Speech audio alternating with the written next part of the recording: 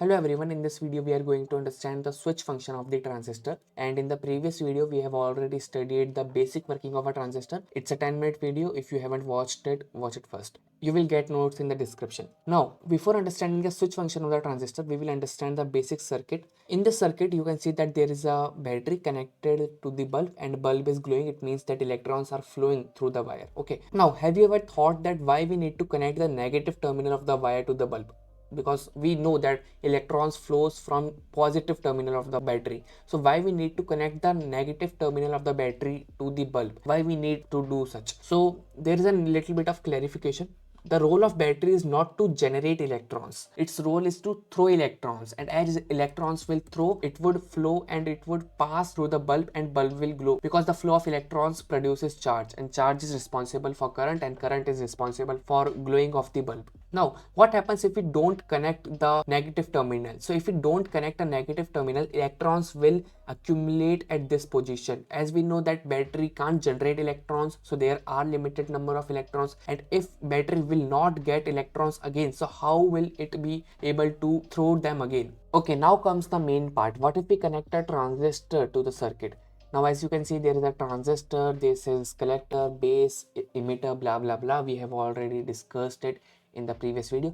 Now, if we connect a transistor like this, the bulb will not glow, because as we know that there is a temporary wall along the base terminal which is resisting the flow of current or flow of electrons from collector to emitter. So if electrons are there, they are not able to go to this particular place because there is a wall which is stopping them from flowing. So how we can break this wall so that there will be a flow of electrons? So in the previous video we have understood that to break this particular wall, we have to provide a certain voltage to the base terminal of the transistor, so that this wall breaks and electrons will easily travel from collector to emitter, and hence the circuit will turn on. So in this circuit we have just connected a wire to the battery, of course DC current. In the previous video we have already discussed that we need to supply a DC voltage to the base terminal. So you have just connected a wire to a battery positive terminal, of course, to the base terminal. It is supposed to break the wall, but the wall is not breaking because we have not connected the negative terminal of the wire. So again, as we have discussed here, we have to connect the negative terminal also, so that electrons can return to the battery. So in this particular circuit, this is the final circuit, we have connected the negative terminal also. Now what will happen is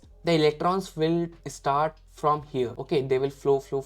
They will come to this particular part. Then here they will go to the transistor from the collector terminal. Then they will flow inside the transistor, as the wall is already broken because we have supplied a current to the base terminal. So the wall is broken, so electrons can easily flow from collector to emitter, and then they will just return to the main battery which is responsible for glowing of the bulb.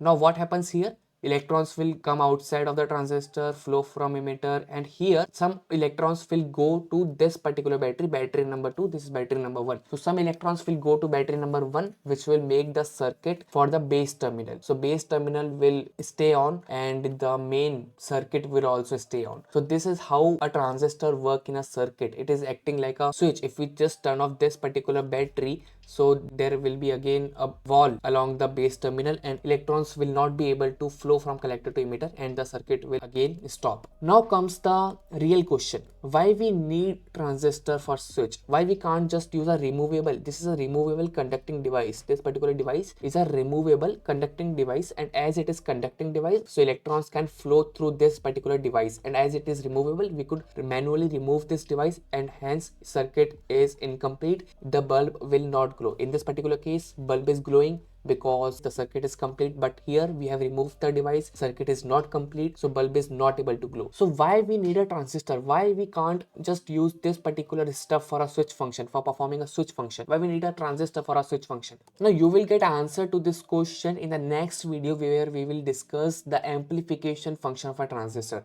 how transistor performs an amplification function in a circuit. And if you already know the answer, you can comment down. Now guys, you must be wondering why these boring things are related to formation of a pixel, like transistor, switch function of a transistor, blah blah blah. How these things are related to formation of a pixel? So trust me guys, these things are related. We are gradually expanding our study, and later we will study binary numbers, mathematics of binary numbers, and later we will finally understand how a single pixel is formed. And this is interesting, of course, for curious minds. This is a very interesting topic, like how there is a pixel formed on a black glass which is actually a screen. So what is the science behind it, what is the mathematics behind it, how it was first formed, because we are just able to see something on the glass, on the black glass, but how these things are not really present there but virtually, how these were made first time, how a person was able to think in such a way that he made, or she made something like a pixel. So like, share, subscribe if you like this video. Bye bye.